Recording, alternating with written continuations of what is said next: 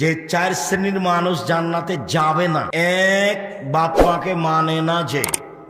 দুই, জুয়া খেলে যে। তিন, খোটা দেয় যে। চার, নিয়মিত নেশাদার দ্রব্য পান করে খায় যে। এই চার শ্রেণীর লোক জান্নাতে যাবে না। আর বাপ মায়ের ব্যাপারে বলেছে, এই ছেলে শোনো, একদিন তুমি ছিলে তোমার মায়ের কোলে, পেশাব করাতো তোমার মা, পায়খানা করাতো তোমার মা, ছুঁচিয়ে দিত তোমার মা, গোসল করাতো তোমার মা। একদিন ছিল তুমি তোমার মায়ের কোলে, এখন তোমার মা তোমার কোলে, তোমার বোনেরা শ্বশুর বাড়ি চলে গেছে, তোমার বউ দেখবে না, পেশাব করাবা তুমি, পায়খানা করাবা তুমি, পানুচ খরচ করবা তুমি, কাপড় পাল্টে দিবে তুমি, কাঁধে করে মাথায় করে মেডিকেলে নিয়ে যাবা তুমি, তোমার মা যা যা প্রয়োজন আছে তুমি সব করবা।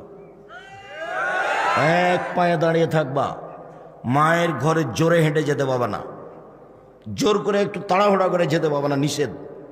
জোর করে হাতটা জোর করে নড়িয়ে যেতে পাবা না, জোরে কথা বলতে পাবো না, সব নিষেধ। তার নাম মা। এত বড় মানুষ পৃথিবীতে কেউ নেই যার পায়ের নিচে জান্নাত, এই কথা মুহাম্মদ সাল্লাল্লাহু আলাইহি সাল্লাম বলেন। যার পায়ের নিচে জান্নাত, এই কথা আমি বলিনি, এই কথা কে বলেছেন? এই কথা মুহাম্মদ সাল্লাল্লাহু আলাইহি সাল্লাম বলেছেন। অতএব বাপ মাকে হিসাব করে চলিও। যতই সম্পর্ক দুর্বল হোক, তুমি অ্যাকাউন্ট বইয়ের নামে খুলিও না। ওই যে অ্যাকাউন্টে কি ওটা বলে, নমিনি কি বলে, যে নমিনি, ওটা তোমার বাপের নামে করে রাখিও, বইয়ের নামে করিও না, ভুল হবে। দেখো ভুল হবে, দেখো ভুল হবে, ও কিন্তু চলে যাবে এক সময়। সবাই চলে যাবে এ কথা নয়, তবে যাবে স্বাভাবিক, এ কথাই ঠিক।